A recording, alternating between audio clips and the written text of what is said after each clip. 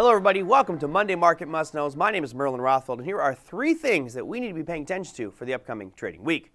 Now, first and foremost, it's the election. We had a vote in America. Record turnout across the board. Congrats, America, for making your voice heard. Now that the voices have been heard, the question is, what do we do going forward? There are some challenges ahead.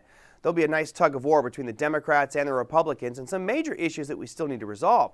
First and foremost is, what's the narrative going to be? Will there be friendly talk or will there be hostile talk? There's going to be legal challenges. We're already hearing about some states being sued for their voting recounts, etc.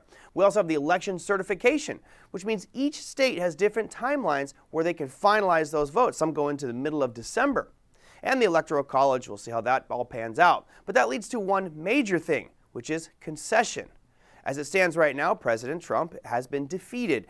Joe Biden has been the elected president. Now, does that mean that Trump is going to walk away peacefully and amicably? I don't know. We're seeing a lot of talk about some hostility there, and I'm not going to leave. How does that impact the markets going forward? From my perspective, probably going to bring a lot of volatility to it. So, for those of us who are active traders, we love it. For you long-term investors, probably going to pull some hair out. Although, last week, we saw some huge moves to the upside. We'll probably see some big swings like that in this week as well. All right, moving on to step number 2. It's going to be the 10-year bond auction. We don't talk about bonds a lot, but you know what? We should. There's some pretty important things going on with the bond market that you should all pay attention to, which is the rising rates you see on the right-hand side of your screen. You notice it's been falling aggressively since 2018, but it's starting to rise. Well, let's take a look at those numbers in more detail. Here, the little yellow line I just put on the screen is about 50 basis points. That's the lowest point that 10-year bond has reached in quite some time. Now, here is historically the numbers, and as you can see, they have been dropping aggressively till right around July of 2020. From there, that's where we bottomed out and started to rise. Now, why is it rising, and why is it important for you and me? Well, I got to remember the relationship that bonds have. As bond prices fall, yields will rise. And a rising bond market means those yields get higher, money becomes more expensive. Now, if we look at the current situation, since COVID hit in February, we saw this huge amount of debt added to the government's balance sheets. In order to fund that debt, the Treasury is going to sell more bonds to be able to pay that interest.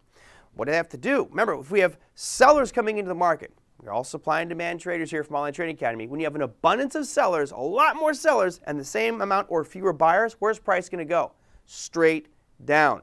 That's what's been happening to the price of the bonds, but as a result, the yields have been moving up aggressively to right now that 10-year is at 0.78. Again, why is this important? Because your 30-year fixed mortgage is based off of the 10-year bond.